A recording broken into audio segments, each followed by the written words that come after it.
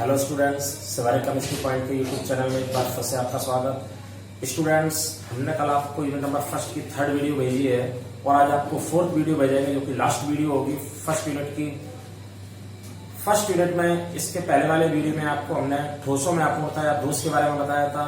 ठोसों में कुल 3 प्रकार के दोष होते हैं: रस समीकरणितीय दोष, अरस समीकरणितीय दोष और अशुद्धि दोष। रस समीकरणितीय दोष के बारे में आपको पहले वाले वीडियो में डिटेल बताया, उसके दोनों प्रकार फ्रैंकल और शॉर्ट दोष के बारे में बताया था। आज आपको हम अरस समीकरणितीय दोष की बात करेंगे और साथ में बकाया जो भी इस यूनिट का और बचा हुआ भाग है। अरस समीकरणितीय दोष किसे कहते हैं? ऐसे दोष जिनमें दोष होने के बाद उनमें अवयवी कण अर्थात धनायन या ऋणायन का अनुपात वो न हो जो दोष से पहले था, तब इस प्रकार के दोष को आप क्या बोलेंगे? अरस समीकरणितीय दोष। जैसे कि रस समीकरणितीय दोष क्या था? माना कि हमारे पास ये 6 पॉजिटिव और 6 नेगेटिव आयन हैं। अगर इसमें से दोष हो जाए तो दोष के बाद इसमें 5 पॉजिटिव 5 नेगेटिव बचे। 6:6 का सरल अनुपात कितना था? 1:1। और अगर धन और ऋणायन बाहर चले गए थे, 5 धन और 5 ऋण बचे, तब भी इसमें अनुपात कितना होगा? 1:1। मतलब ऐसे दो जिसमें दोष के बाद अवयवी कणों के अनुपात में कोई परिवर्तन नहीं होता, तब ऐसे दोषों को आपने क्या नाम दिया था? रस समीकरणितीय दोष। लेकिन अरस समीकरणितीय दोष में क्या होगा कि दोष के बाद, जैसे अभी इसमें क्या है 6:6, और दोष के बाद कोई धनायन या ऋणायन अगर इसमें से बाहर जाए तो 6:5 या 5:6। कुल मिला के दोष के बाद अवयवी कणों का अनुपात वो नहीं होगा जो दोष से पहले था। मतलब ऐसे दोष जो स्थिर अनुपात के नियम का पालन न करें, ऐसे दोषों को बोलेंगे आप अरस समीकरणितीय दोष। अरस समीकरणितीय दोष मुख्यतः 2 प्रकार के होंगे और वो दोनों प्रकार हमने बोर्ड पर लिखे हैं। पहला प्रकार है इसमें धातु आधिक्य दोष। धातु आधिक्य दोष को आप ध्यान से समझेंगे। धातु आधिक्य दोष से मतलब क्या है? धातु आधिक्य दोष मीन्स हमारे पास ठोस में धनायन की अधिकता हो जाए, क्योंकि आपको मालूम है कि धातु सदैव क्या बनाती है? इलेक्ट्रॉन त्याग कर धनायन। तो किसी ना किसी प्रकार से जब किसी ठोस में उसका ऋणायन अपना स्थान छोड़कर बाहर चला जाए या फिर अंतरकाशी रिक्ति में अतिरिक्त धनायन आ जाए, तो इस प्रकार के दोषों से ठोसों में धनायनों की संख्या बढ़ेगी और धनायनों की संख्या बढ़ने से जो दोष उत्पन्न होंगे उनको बोलेंगे हम धातु आधिक्य दोष। धातु आधिक्य दोष में 2 कंडीशंस बनेंगी, पहली और दूसरी। जो दोनों कंडीशन किस तरीके से बनेंगी?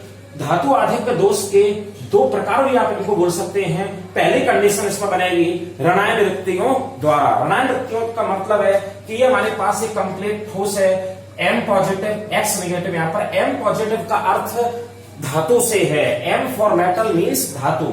अब इसमें देखिए ऋणायन रिक्तियों द्वारा इस दोष में किसी तरीके से कोई ऋणायन अपना नियमित स्थान छोड़कर बाहर चला जाए तो ऋणायन की रिक्ति यहाँ पर हो जाएगी और अब इस रिक्ति को भरपाई किसी इलेक्ट्रॉन के थ्रू तो हो जाएगी। लेकिन अभी आप देखिए कि दोष से पहले ठोस में धनायन कितने थे? 6 और ऋणायन भी कितने थे? 6। लेकिन दोष होने के बाद ऋणायन जैसे ही क्रिस्टल को छोड़कर का चला गया बाहर, तो धनायन अभी कितने हैं? 6, लेकिन ऋणायन अब कितने रह जाएंगे? 5। इसका अर्थ है कि इसमें धनायन की संख्या बढ़ गई, यानी धातु की स्थिति धातु का अधिक हो गया। इसलिए ये किसको फॉलो करेगा? ऋणायन रिक्तियों द्वारा हमेशा कौन सा दोष उत्पन्न होगा? धातु आधिक्य दोष। अब इसकी दूसरी स्थिति क्या बनेगी? अंतरकाशी स्थान में अतिरिक्त धनायन। अंतरकाशी स्थान में अतिरिक्त धनायन का मतलब क्या हुआ? पहले आप इस पूरे ठोस को जैसा था वैसा का वैसा कर लेंगे। ये हमारे यहाँ पर हो गया X ऋणायन। अब ये पूरा ठोस अभी कंप्लीट दिखाई दे रहा है। अब स्थिति क्या बनेगी? अंतरकाशी स्थान। अंतरकाशी रिक्तियां या अंतरकाशी स्थान क्या होते हैं? जब किसी ठोस के अवयवी कणों को गोला मानकर व्यवस्थित करें तो उसके बीच में कुछ जगह रिक्तियां खाली रह जाती है। इस स्थिति को क्या बोलते हैं? अंतरकाशी रिक्तियां। जब कोई अतिरिक्त धनायन मतलब धातु धनायन अंतरकाशी रिक्तियों में अपना स्थान बना ले, अंतरकाशी स्थान में अतिरिक्त धनायन आ जाए, तब आप इस प्रकार की स्थिति को भी क्या बोलेंगे, धातु अधिक दोष। क्योंकि अब स्थिति क्या हो गई है कि M पॉजिटिव आपके पास कितने हो गए हैं, 7, यानी धातु कितने हो गई हैं, 7 कण टोटल, और नेगेटिव हमारे पास अब कितने हैं, 6। इस स्थिति में भी ठोस में धातु की क्या हो रही है, अधिकता। तो इस प्रकार के दोष को आप बोलेंगे अंतरकाशीय स्थान में अतिरिक्त धनायन। तो धातु अधिक दोष की दो मेन कंडीशन थी, ऋणायन रक्तियों द्वारा और अंतरकाशीय स्थान में अतिरिक्त धनायन द्वारा। दोनों कंडीशन को हम क्या बोलेंगे यहाँ पर, धातु अधिक दोष। अब धातु अधिक दोष के बाद इसका बिल्कुल एक उल्टा भाग है हमारे पास, क्या, धातु न्यूनता दोष। तो धातु न्यूनता दोष को अब आप यहाँ पर समझेंगे। तो धातु अधिक दोष के बाद अब अपनी बारी आती है दूसरे अरस समीकरणमितीय दोष में, जिसका नाम क्या है, धातु न्यूनता दोष। तो मैं धातु न्यूनता दोष को टिक करूंगा। धातु अधिक दोष अपन पढ़ चुके। धातु न्यूनता दोष, धातु न्यूनता दोष का मतलब क्या है, अब आपने जो धातु अधिक दोष पढ़ा था उसका हमको उल्टा करना है। तो देखिए अभी हमारे पास है कंप्लीट ठोस जिसमें M पॉजिटिव 6 और X नेगेटिव 6, यानी 6 पॉजिटिव आयन और 6 नेगेटिव आयन। अब धातु न्यूनता दोष का मतलब क्या, न्यून मतलब कमी, यानी अब इस प्रकार से दोष आएगा कि उसमें धातु की क्या आ जाएगी, कमी। पहले वाले दोष में धातु की अधिकता हो रही थी, अब के वाले दोष में धातु की क्या आएगी, कमी। धातु की कमी आने की दो कंडीशन इसमें भी होंगी। तो देखिए हम थोड़ा सा यहाँ पर परिवर्तन करेंगे, इसकी भी दो कंडीशन हमारे पास है, पहली कंडीशन और दूसरी कंडीशन। ऋणायन की जगह पर मैं क्या कर दूंगा, धनायन। यहां पर मैंने कर दिया क्या, धनायन। और अंतरकाशी रिक्तियों में, अंतरकाशी स्थान में अतिरिक्त धनायन के स्थान पर क्या हो जाएगा, अतिरिक्त ऋणायन। तो अब आप देखिए धातु न्यून दोष भी दो प्रकार के होंगे, धनायन रिक्तियों द्वारा। तो अब आप बोर्ड पर देखिए, ये हमारे पास एक पूरा ठोस है। ठोस में अभी हमारे पास 6 पॉजिटिव और 6 नेगेटिव आयन है, मतलब ठोस पूरा कैसा है, कंप्लीट। लेकिन अब यहाँ पर क्या होगा, धनायन की रिक्तियों द्वारा, मतलब कोई धनायन अपना नियमित स्थान छोड़कर क्रिस्टल से कहां चला गया, बाहर। तो वो नियमित स्थान की भरपाई को करने के लिए, जो आवेश को बराबर, आवेशों की संख्या बराबर करने के लिए धातु अपना एक इलेक्ट्रॉन त्याग कर किसी एक धातु पर M डबल पॉजिटिव आ जाएगा और यहाँ पर क्या आ जाएगा, इलेक्ट्रॉन। लेकिन अभी आप इसमें देखिए कि धनायन हमारे पास टोटल बचे कितने, 1 2 3 4 5 धनायन, लेकिन ऋणायन अभी कितने हैं, 6। तो इसका मतलब धनायनों की अब की बार क्या हो गई, कमी, लेकिन ऋणायनों की क्या हो गई, अधिकता। इस कंडीशन को आप क्या बोलेंगे, धनायन की रिक्तियों द्वारा धातु न्यून दोष उत्पन्न हो गया। और अब इसका दूसरा पार्ट क्या है, अंतरकाशीय स्थान में अतिरिक्त क्या आ जाए, ऋणायन। तो पहले आप इसको वैसा का वैसा कर दीजिए। ये हमारे पास M पॉजिटिव, अब ये ठोस पूरा कंप्लीट हो गया। दूसरी कंडीशन इसमें लगाना है अंतरकाशीय स्थान। ये अंतरकाशीय स्थान बीच बीच में जो दिखाई दे रहे हैं इनको अंतरकाशीय स्थान बोलेंगे। इसमें क्या आ जाए, अतिरिक्त ऋणायन, माना कि X नेगेटिव, इसमें अतिरिक्त ऋणायन आ गया और इसकी आवेशों की संख्या बराबर करने के लिए एक इलेक्ट्रॉन, तो धन और ऋणों की बराबर है संख्या, धन और ऋण ने एक दूसरे को पूरी तरीके से क्या कर दिया, बराबर। लेकिन अब स्थिति यहां पर क्या बन रही है कि अंतरकाशीय स्थान में अतिरिक्त ऋणायन आने की वजह से यहां पर धनायनों की संख्या में क्या आ गई, कमी, और ऋणायनों की संख्या क्या हो गई, अधिक। यानी धन अभी हमारे पास कितने हैं, 6, लेकिन ऋणायन कितने हैं, 7। तो इनके अनुपात में क्या आ गया, अंतर। और इस प्रकार के दोष को भी आप क्या बोलेंगे, अरस समीकरणमितीय दोष। लेकिन अरस समीकरणमितीय दोष में वो कौन सा होगा, धातु न्यून दोष, क्योंकि दूसरी स्थिति में भी धातु की क्या आ रही है यहाँ पर, कमी। और अब ये अरस समीकरणमितीय दोष के दोनों आपके धातु अधिक दोष और धातु न्यूनता दोष दोनों भाग क्या हुए, कंप्लीट। अब इसके बाद आपको तीसरे दोष पर ले जाएंगे जिसका नाम क्या है, अशुद्धि दोष। समीकरणमितीय और अरस समीकरणमितीय दोषों के बाद अब तीसरे प्रकार का दोष आता है, अशुद्धि दोष। अशुद्धि दोष क्या होगा, पहले इसको जनरल वे में समझने की प्रयास करें।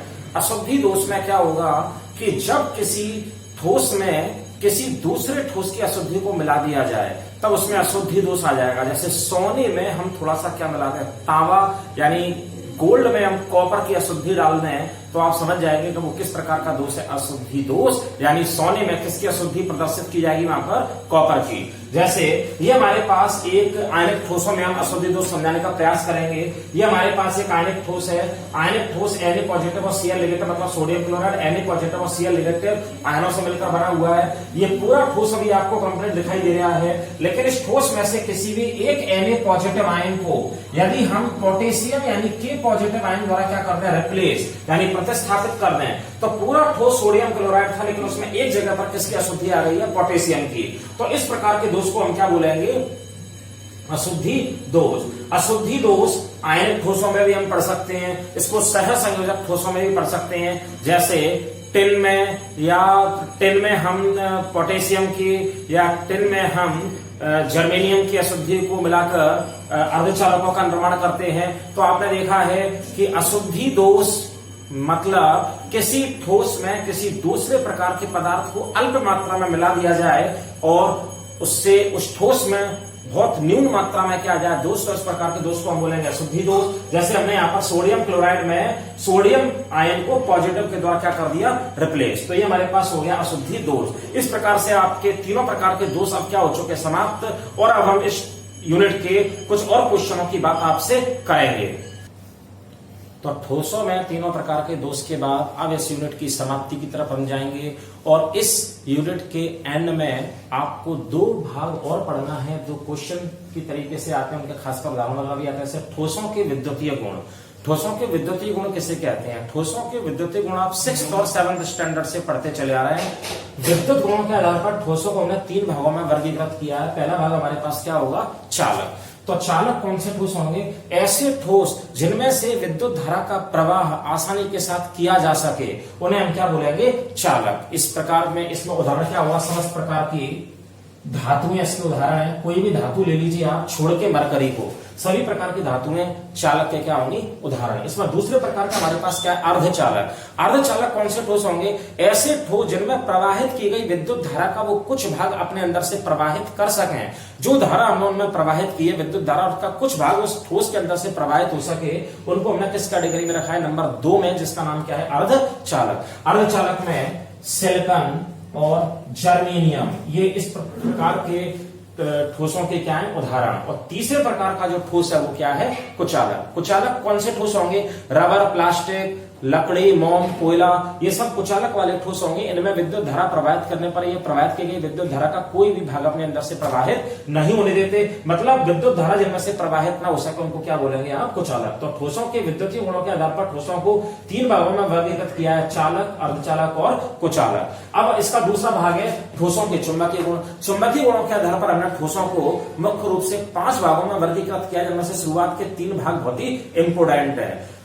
ठोसों में चुंबकीय गुण किस वजह से उत्पन्न होते हैं, कोई भी ठोस हो वो चाहे परमाणु, आयनों या अणुओं से मिलकर बना हो, उनके जो इलेक्ट्रॉन होंगे, उनके इलेक्ट्रॉनों का चक्रण किस प्रकार से है, उस आधार पर हमने ठोसों को 5 भागों में विभाजित किया है। माना कि हमारे पास एक ऐसा ठोस है जिस ठोस में उसके जिस कणों से मिलकर वो ठोस बना है, उन कणों में सारे इलेक्ट्रॉन युग्मित है, एक भी इलेक्ट्रॉन अयुग्मित नहीं है। तो इसमें देखिए आप 6 इलेक्ट्रॉन कैसे चक्कर लगा रहे हैं, क्लॉकवाइज, मतलब अपने अक्ष पर कैसे घूम रहे हैं, क्लॉकवाइज डायरेक्शन में, और 6 कैसे हैं, एंटी क्लॉकवाइज, मतलब 6 इलेक्ट्रॉनों के जोड़े बने हैं। 6 क्लॉकवाइज ने जो चुंबकीय आघूर्ण बनाया, 6 एंटी क्लॉकवाइज ने उस चुंबकीय आघूर्ण को क्या कर दिया, निरस्त।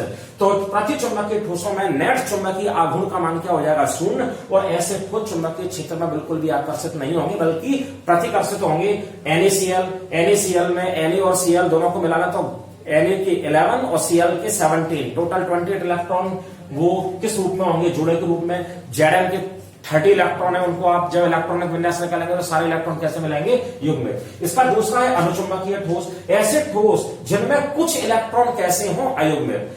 कुछ तो युग्मित है, जो युग्मित है उनके द्वारा चुंबकीय आघूर्ण क्या बनेगा, 0, लेकिन जो कुछ अयुग्मित इलेक्ट्रॉन है वो थोड़ा सा चुंबकीय आघूर्ण बनाएंगे, और ऐसे ठोस चुंबकीय क्षेत्र में क्या होंगे, आकर्षित। कॉपर, स्कैंडियम इसके क्या है, उदाहरण। लोह चुंबकीय ठोस, ऐसे ठोस जिनमें बड़ी संख्या में अयुग्मित इलेक्ट्रॉन होंगे, जितनी बड़ी संख्या में अयुग्मित इलेक्ट्रॉन होंगे उतना ही प्रबल क्या बनेगा, चुंबकीय आघूर्ण। ऐसे ठोस चुंबकीय क्षेत्र में प्रबलता के साथ क्या होंगे, आकर्षित। इनके उदाहरण है FeCO, मतलब आयरन, कोबाल्ट और निकेल। प्रति लोह चुंबकीय ठोस क्या होंगे, ऐसे ठोस जिनमें अयुग्मित इलेक्ट्रॉन तो हैं, लेकिन 50% है क्लॉकवाइज और 50% एंटी क्लॉकवाइज। तो ऐसे ठोस भी चुंबकीय क्षेत्र में बिल्कुल आकर्षित नहीं होंगे, क्योंकि 50% जो क्लॉकवाइज थे उनके द्वारा जो चुंबकीय आघूर्ण बना था वो एंटी क्लॉकवाइज के द्वारा क्या हो गया, निरस्त, और ऐसे ठोस भी चुंबकीय क्षेत्र में आकर्षित नहीं होंगे। इनके उदाहरण हमारे पास है मैग्नीज ऑक्साइड जैसे MnO, और पांचों हमारे पास है फेरी चुंबकीय ठोस, जो कि आर्टिफिशियल तरीके से बनाए गए ठोस हैं। Fe2O3 आप देखेंगे, Fe2O3 में इनमें कंडीशन क्या है कि एक इलेक्ट्रॉन कैसा है क्लॉकवाइज, फिर दो एंटी क्लॉकवाइज, फिर एक क्लॉकवाइज, फिर दो एंटी क्लॉकवाइज। तो ऐसे ठोसों में चुंबकीय आघूर्ण का मान थोड़ा बहुत जरूर बनेगा, क्योंकि क्लॉकवाइज और एंटी क्लॉकवाइज के द्वारा एक एक तो क्या हो जाएगा निरस्त, लेकिन जो एक एंटी क्लॉकवाइज है उसका चुंबकीय आघूर्ण बनेगा और ये चुंबकीय क्षेत्र में क्या होंगे आकर्षित। इसका उदाहरण है Fe2O3। तो इस प्रकार से आप देखते हैं कि ठोसों के विद्युतीय गुण और ठोसों के चुंबकीय गुणों के बाद अब ये यूनिट आपकी एंड की तरफ आ जाएगी। इस यूनिट के एंड में चलते चलते आपको थोड़ा सा ये भी देखना है, दो चार क्वेश्चन इसके इस तरीके से भी आएंगे। जैसे एक क्वेश्चन आता है एफ केंद्र किसे कहते हैं। एफ केंद्र और डोपिंग को समझ लीजिए, फिर इस यूनिट को हम आज समाप्त कर रहे हैं। इस यूनिट का जो बचा हुआ कुछ अगर ऐसा लगता है तो जब आप यहाँ पर कोचिंग पर रेगुलर आएंगे तब आपको समझाएंगे। अभी देखिए ये हमारे पास एक ठोस है जो कि धनायन और ऋणायनों से मिलकर बना है। अब इस ठोस में ये हमारे पास धन ऋण, पॉजिटिव नेगेटिव, ये पूरा कंप्लीट एक ठोस दिखाई दे रहा है। इस ठोस में से उसका कोई नेगेटिव आयन क्रिस्टल को छोड़कर कर चला जाए बाहर और उसकी भरपाई किसी इलेक्ट्रॉन के द्वारा कर दी जाए, तो इलेक्ट्रॉन के द्वारा जो जगह घेरी जाएगी उस जगह को आप क्या बोलेंगे, एफ केंद्र। तो कोई आपसे पूछता है कि एफ केंद्र किसे कहते हैं, तो किसी आयनिक ठोस में ऋणायन की रिक्तियों को जब इलेक्ट्रॉनों के द्वारा भरा जाए तो ऐसे स्थान को आप क्या बोलेंगे, एफ केंद्र। एफ केंद्र के कारण क्रिस्टल के सीधे सीधे रंग पर प्रभाव पड़ता है, क्योंकि फ्री इलेक्ट्रॉन बाहर से ऊष्मा को अवशोषित करेंगे और थोड़ी देर बाद रंग के रूप में उसको क्या कर देंगे, उत्सर्जन। तो एफ केंद्र का सीधा सीधा संबंध किससे है, रंग से। यहाँ पर एफ का मतलब भी एक ग्रीक वर्ड फैर्व, FARBE, फैर्व से लिया गया है और फैर्व का मतलब किससे होता है, डायरेक्ट रंग से। तो एफ केंद्र के कारण क्रिस्टल के कौन सा गुण प्रभावित होगा, तो आपको बोलना है क्रिस्टल का रंग क्या होगा, प्रभावित। और एक बात आपको यहां पर क्या समझना थी अलग से, डोपिंग किसे कहते हैं, किसी ठोस में अशुद्धि की अल्प मात्रा मिलाने की प्रक्रिया को आप क्या बोलेंगे, डोपिंग से अर्धचालकों का क्या होगा, निर्माण। जैसे अभी आपने देखा था कि अशुद्धि दोष में हमने सोडियम क्लोराइड में पोटेशियम आयन की क्या करी थी, डोपिंग। गोल्ड में आप कॉपर की क्या कर दीजिए, डोपिंग। तो इस स्थिति को आप क्या बोलेंगे, डोपिंग। बहुत ज्यादा पूछा जाता है, हालांकि एक एक नंबर में आते हैं। अब आपको आज ये यूनिट आपकी समाप्त हो रही है, यूनिट नंबर फर्स्ट। इसमें कुछ जनरल क्वेश्चन ऐसे ब्रैग समीकरण किसे कहते हैं, L lambda equal to 2d sin theta, crystal के घनत्व गणना हेतु सूत्र। ये आपको एक एक नंबर के जो सूत्र वगैरह याद करना, जब आप यहाँ पर आएंगे तब आपको जरूर कराएंगे। यूनिट फर्स्ट आज आपके यहीं पर एंड करेंगे और अब आपकी यूनिट सेकंड की जो शुरुआत करेंगे वो विलियम से होगी, बहुत ही इंपोर्टेंट 6 नंबर की यूनिट है। आज आप फर्स्ट यूनिट के चारों वीडियोस को एक बार देख के इसको यहीं तक रखेंगे और इसके जब आप कोचिंग पर आएंगे तब आपको नोट्स प्रोवाइड कराए जाएंगे, लेकिन सेकंड यूनिट के नोट्स आपको यूनिट को समझाने के साथ ही पहुंचाएंगे। तो स्टूडेंट्स आज आपको यहीं तक रखना है। बहुत बहुत धन्यवाद।